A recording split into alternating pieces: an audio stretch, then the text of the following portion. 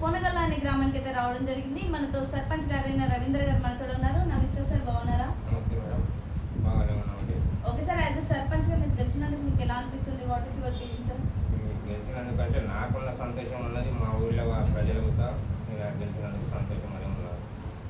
Okay sir, మీరు రాబోయే 5 సంవత్సరాలలో ఎలాంటి అభివృద్ధి చేయాలనుకుంటున్నారు?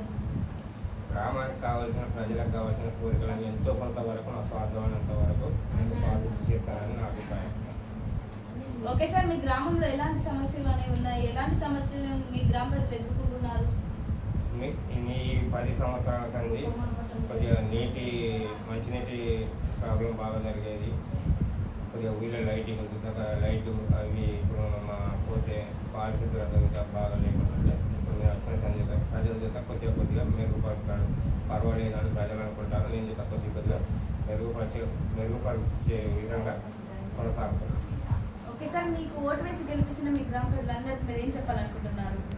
నాకు ఓటు వేసి గెలిపించిన మా గ్రామ ప్రజలందరికీ కృతజ్ఞతలు చెప్పుకుంటూ మరియు నమస్కారాలు చేసుకుంటూ వాళ్ళకి సేవ చేస్తానికే నేను ఉన్నా కాబట్టి ఎల్లకాలం నేను ఉన్న 5 సంవత్సరాలు వాళ్ళకి సేవ చేస్తానికే ఉంటాను.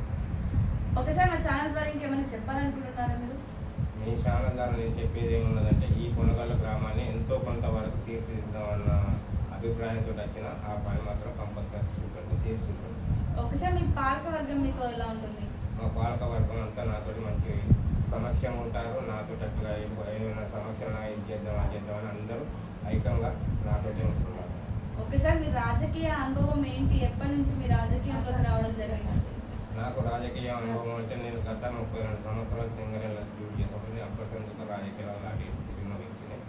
కాకపోతే ఏంటంటే మనకి ఈ ఊరికి వచ్చినాక ఈ ఊరు ఇట్లా కొంచెం ఇంత మూల కొట్టి ఇంత డ్యామేజ్ కాబట్టి నేను ఏదైనా ఒక విధంగా తీర్చిదిద్దామన్న ఉద్దేశంతో నేను రాజకీయాలకు రావచ్చు. ఓకే సార్, మీ ఎమ్మెల్యే గారికి మీరు ఏమైనా చెప్పాలనుకుంటున్నారా? మా ఎమ్మెల్యే గారికి ఏమున్నది, నేను చేసే మంచి పనుల గురించి మా ఎమ్మెల్యే గారికి అప్పుడప్పుడు చెప్తున్నా. అది అదే రవీంద్ర గారు, నువ్వు ఇంకా మంచి పనులు చేసుకుంటావు, నేను ఎప్పటికి మీ అండగానే ఉంటాను. నీకు ఏమన్నా కావాలన్నా కానీ నేను చేసి పెట్టేంత నాకు నేను చేసి పెడతాను.